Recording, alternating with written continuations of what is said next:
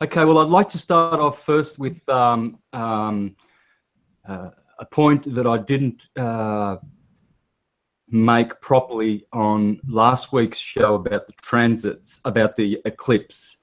And I was discussing the Venus transit. So I just want to point something out there, please, if I could do that before we go to the elite families who are behind the globe and globalism, exposing them. So if you could title the show The Elite Families Behind the Globe and Globalism Exposed, okay? Because this is the root of our problem, the root of our deceit. It goes back to some families who are very, very good empire builders and business people who have made some great decisions for their own benefit and for the detriment of mankind, and they're going to be exposed today like never before.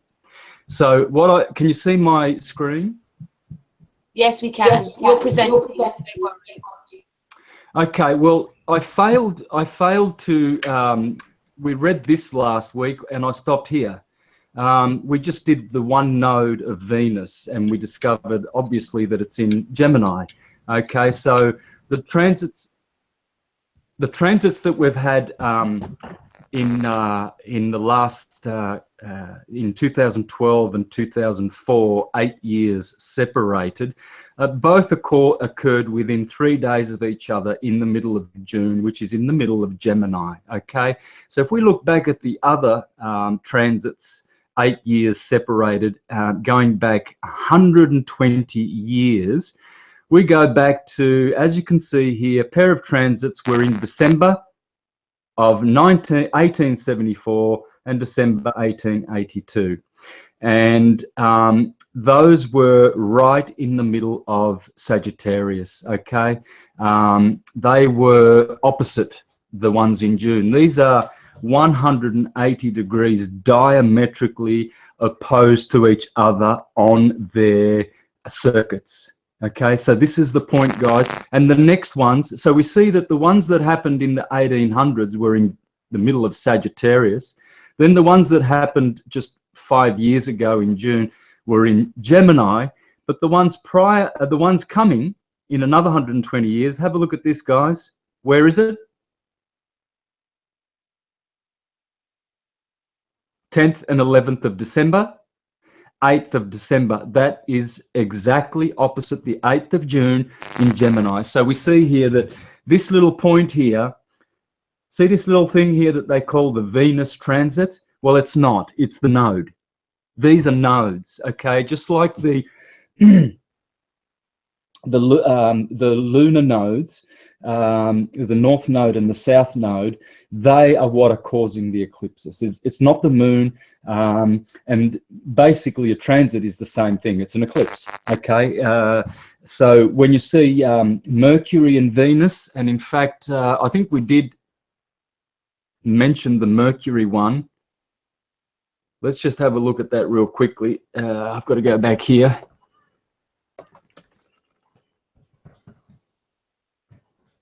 So as you can see here, every 120 years they flip over. So the recent ones we've had have been in Gemini. The ones before were in Sagittarius, and the ones coming in the future in Sagittarius. And if you go back, here it says, it talks about the 1639 transits. Well, let's click on that.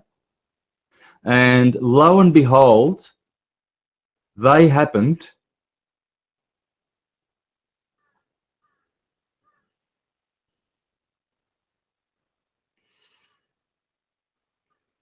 I think I did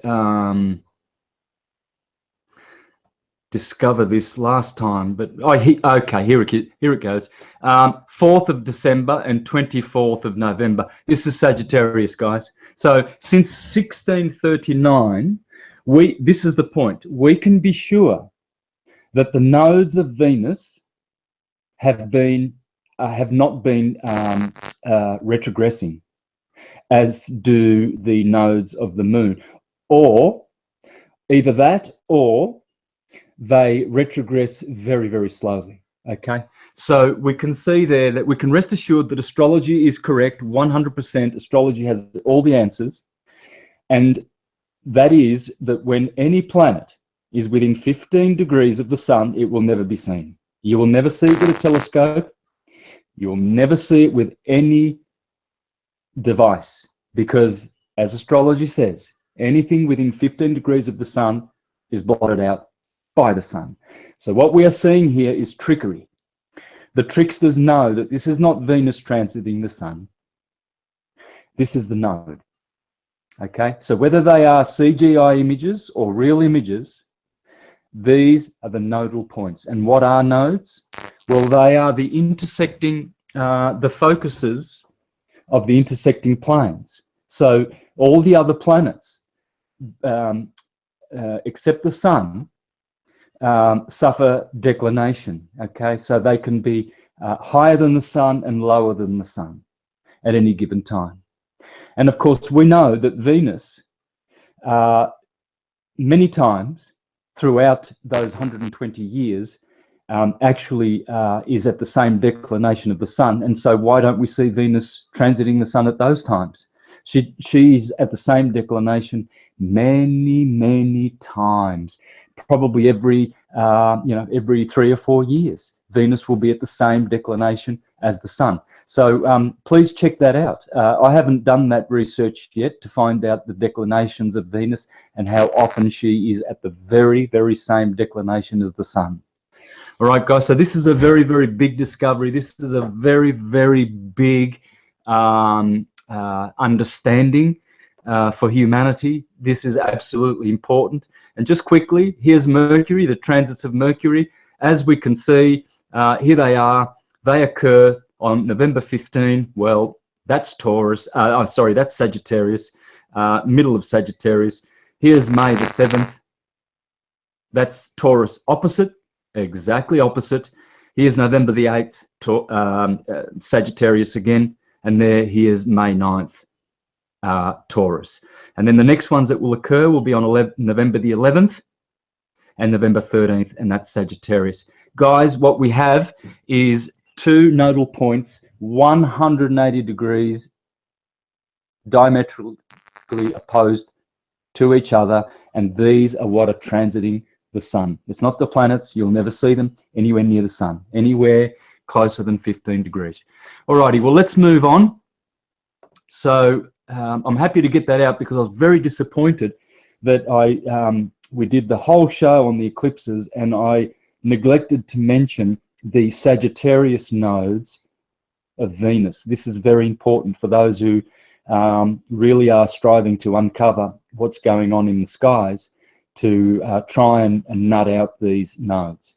Now, what I'm going to do now is I'm going to give you the resources for today's shows. This will get you started. This is for all those who wish to research what you're going to learn today about the families who have controlled all information, and in particular cosmology, to suit them. They created a globe in the 1500s with the Age of Discovery, seeing that many ships were crossing the Atlantic and coming back, telling forth the truth that they realized that the Earth is a flat plane and stationary.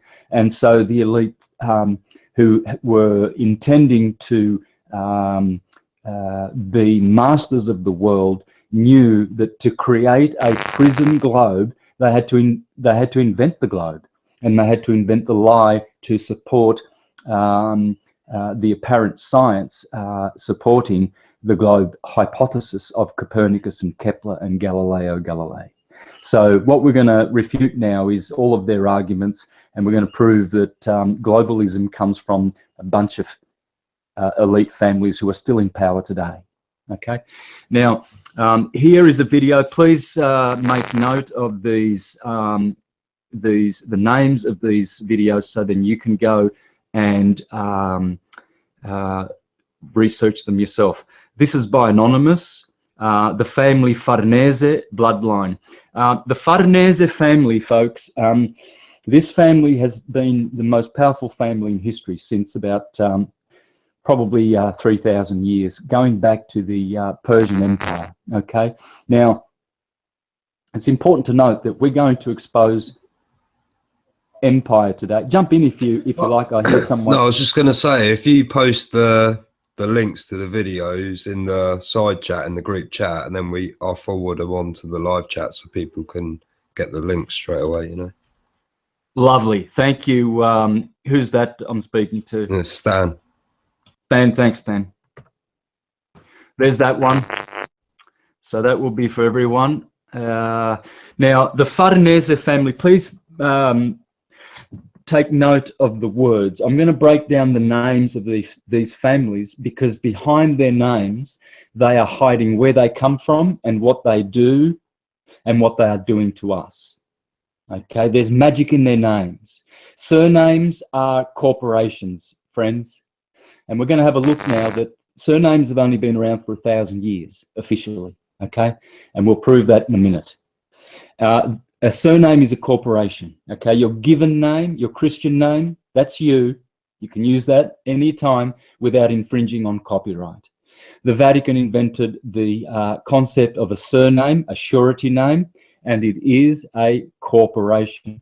So this Farnese family, Farsi is the language of Persia. I know that because I studied it in 1989 through 1993 with a Persian family, and my son was born in 92, and I named him David Amir Bonacci. Amir is his middle name, and it means prince in Farsi. I was studying Farsi at the time, reading, writing, and speaking Farsi, Persian, and my friend Amir, who was teaching me, I named my son after him, and so I'm very familiar with Farsi and the surname Farnese. And what we're going to see is that probably Farnese still is the most powerful family in existence. Probably they share power with the Orsini family, and here is the other video by Anonymous, the family Orsini bloodline. These are papal families, folks, papal families. They all are. Okay, they all run the Vatican. Now, what we'll do is we'll just link that before I go on forward. Okay. So now what I'll do is I'll mute that, and I'll see if we can get some images of these ugly reptilian, draconian, demonic families. They truly are ugly. They're not pretty and good looking like we are, like humans are. Humans are way better good looking than the elites. You can see that clearly. They're wrinkly, they're ugly, they are foul of heart, they are soulless, they are murderous, they are blood drinking, they kill our children, they send our beautiful sons off to war, they don't fight in the wars, and they sit back and control everything. Here is the Orsini family emblem, their coat of arms. Notice the rose cross. These people are behind Rosicrucianism, or at least they steer Rosicrucianism. Notice the upside down pentagram.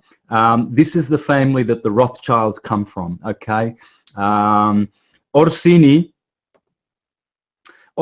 is an anagram for Rossini. Rosso is red, and Rossini means little red. But of course, Orsini means little bear. Orso in Italian is bear, and Orsini is little bear. And of course, bears are red. And so this family has to do with red. Everything you see that is red, like the Red Cross, you're just giving money to this family. The Red Shield and the Rothschild, you're just giving money to this family. Okay, Tom Cruise is a Orsini. Lots of people in Hollywood come from this family, of course, because they put them in there. Okay, the sheeple or the plebeians and the goy, very few are able to climb to the top when it comes to Hollywood, when it comes to presidents of countries like America, etc., and presidents of corporations, etc., they always practice nepotism and put their own people at the top. Okay, it's a big Catholic empire run by the Jesuit military and the Knights of Malta. Pay attention to the symbolism, folks. Don't be symbol of the mystics and cultists. Don't be distracted. Anonymous have done a great job here. Wonderful job. This is the Orsini family. How do I know?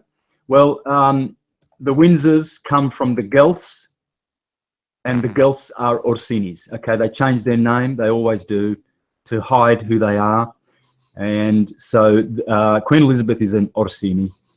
Ever looks deep enough to make connection. Sorry, I didn't mean to do that. I just want to show and see if we can see some faces of Orsinis.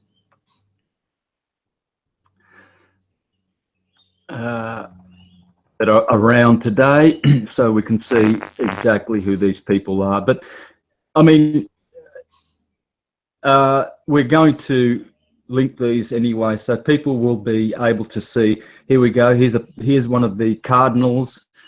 These guys, they're all in. Their paintings are in museums. They're all over Rome. The statues of Rome. They're all Orsinis and Farneses. Okay. Here we go. Princesses, duchesses, kings, cardinals, bishops, archbishops. It's all nepotism. It's all one big family, okay? And they control, look at these, see these beautiful Renaissance pictures? It's all Orsinis and Farneses, who are the Rothschilds. Okay, here's an Orsini now. Have a look at these criminals. There you go. There's an Orsini. Initials on chain of custody. So that's an Orsini, all right? And you'll see they love to flaunt their riches. They are princesses. There they are. Here's Orsinis. Yes, Orsinis. And they didn't expose Tom Cruise in here as an Orsini. Scientology is all owned by the Orsini. Rosicrucianism, all the Freemasonry, it's all owned and controlled by Belgian printed word line. They received. That keeps happening, doesn't it? So, okay, I said they were ugly. Well, some of them come up pretty good. Okay, let's have a look. But they are ugly of heart. And now this is the thing, people, I'm not attacking these families as all demented and demonized. Some of the younger ones coming through are actually favoring to help humanity, and they want to change. Okay, so the older ones of these families are resisting the change. They're hanging on to their power tooth and nail, and they don't want to let go of their beautiful slave empire that they've taken thousands of years to develop. But so some of these people, friends of these families, you'll find that are wanting to help us, okay? And that's why we're being helped with things like the Flat Earth Truth.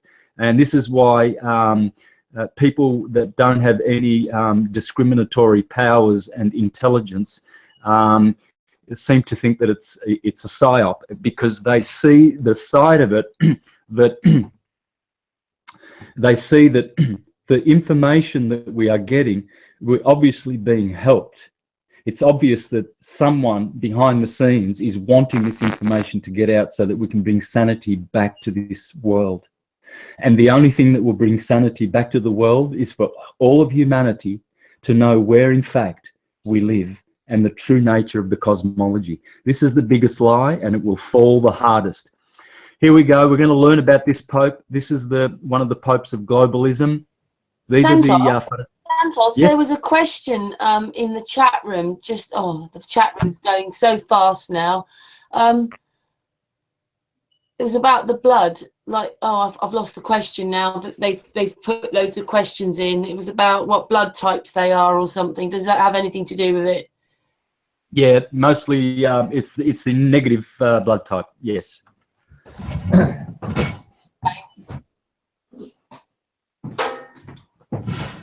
Yep, it's all negative. Now, I wanted to. I've actually digressed a little bit here on this video. I didn't really want to spend time on these videos because I know everybody that's diligent are going to check these out. But I want you to see this guy here, Juan Carlos. Here he is. This is the King of Spain, folks. This guy here, Juan Carlos, you'll see him everywhere. You'll see him with popes. You'll see him with the Clintons, the Bushes. He is definitely the most powerful man today, together with Pepe Orsini, who is the Grey Pope. Okay, he killed his brother to become King of Spain. He's a Farnese, Persian, just like Fidel Castro, his cousin. And they rule. Castro, who is Farnese, rules all of the Americas, and this guy rules all of Europe and Saudi Arabia. As you can see, they control Islam, they control Christianity, they control the Jews and Zionism. They invented all of it. It's all from the Farnese family, okay? Now, this does not reflect on the Persians at all. It's like George Soros does not reflect on the Hungarian people. He's an internationalist. He's a criminal. So we shouldn't be thinking, oh, well, he's Hungarian, that reflects on them. You know, the Windsors do not reflect on the English people. The English people are beautiful, humble, intelligent race. And neither do the Clintons reflect on the Americans. For the Americans as well are a beautiful people. So let us not fall into that trap. Now, let me move on. Another source of information is Lorraine Moray. Okay, now this is a great interview she does with Daryl Hamamoto from I forget which university, possibly let's see, the University of California. There you go. This particular interview is very, very good. Topics. I'm Daryl Hamamoto. Okay, and there's Lorraine Moray. She has uncovered the Farneses and the Orsinis and all of this. Okay, so here's another one, folks. I'll get that link for you.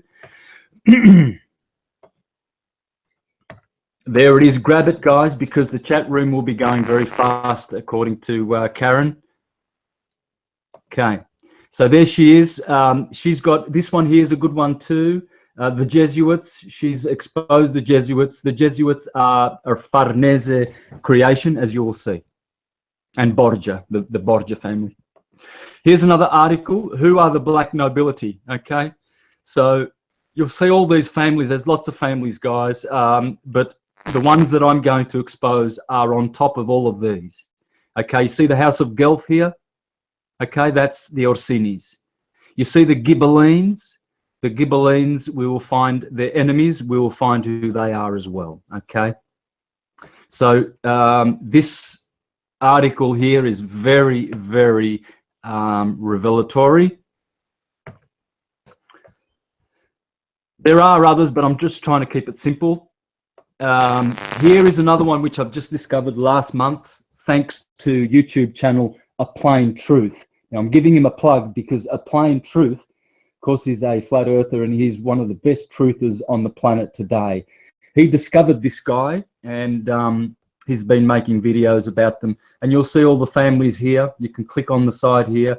Let me see if we can find some of the ones we got. Breakspear family. There's the Breakspear family.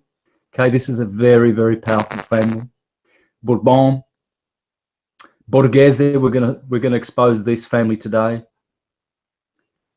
But you can go all the way down here and you can click on it. I'll give you a warning though. This guy is a globetard on steroids. It's a shame he's been so good at exposing the families of evil, but he simply doesn't realize that the globe that he's defending, he's got an article here about the psyop of the flat earth, and he's warning people against the psyop of the flat earth. Well, just goes to show that materialists who are intelligent never ever are able to grasp syncretism, and they are not able to have all of the answers.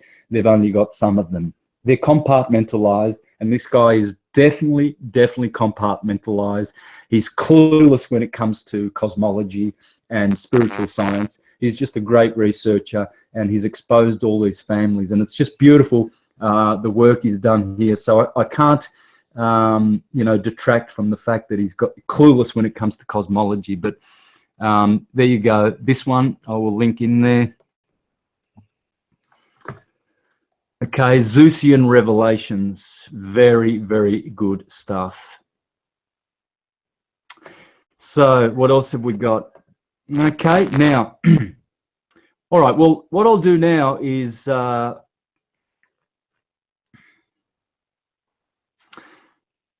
right, look, first of all, here's here's Pope Paul III. This is the guy behind the Jesuits. Okay, he was the sponsor of Ignatius de Loyola, the founder of the Jesuits, who himself was one of these family bloodlines. He was a I think he was related to the Borgia family and the de Medicis. Okay, they will both be exposed as well. So take note here. He came to the papal throne in the era following the sack of Rome in 1527. This is very, very important. 1527. That was the 6th and final sack of Rome. And after that, the Protestant Reformation.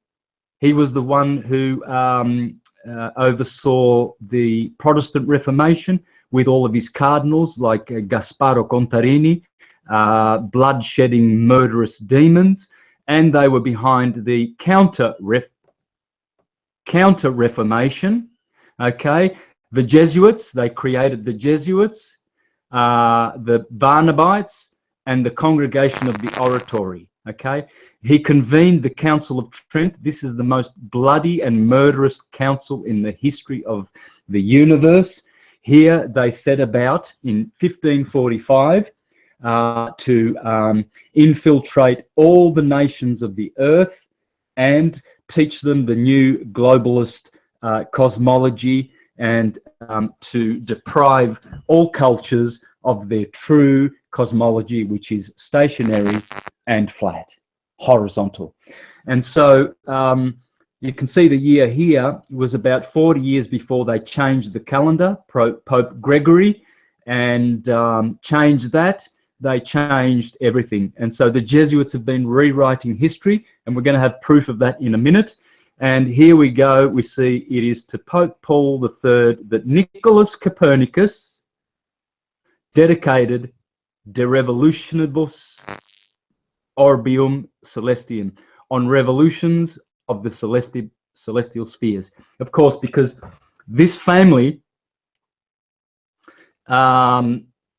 Alessandro Farnese, and remember, Fidel Castro is Fidel Alessandro Castro. Okay, now you remove the C from Castro and you have Astro, because he is Zoroastrian. Okay, the Mithraic Zoroastrian people are Persian. Zoroaster is the god of Persia. And so when you hear of the Astor family in America, they are related to the Castro family, and they are Zoroastrian. Okay, and the Astor family, of course, is a very, very powerful family in history. So let's just look down here at, well, maybe we should do this. Farnese.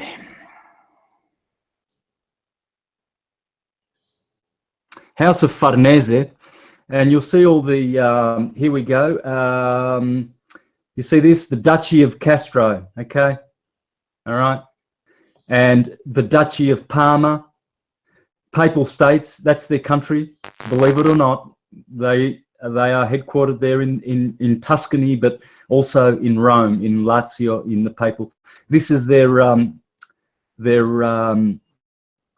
no, that's not their, here it is. Here is their coat of arms. You see the unicorn? Pay attention to that. This is very significant.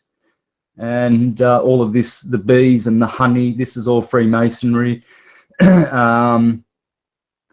So all of these titles that they have. So it says here this family traces its origins back to AD 984. Well, that's a lie. You can trace this family back to the Persian Empire, okay? These are a money family who have mixed with demonic bloodlines, and they have intermarried with all the families I'm going to expose.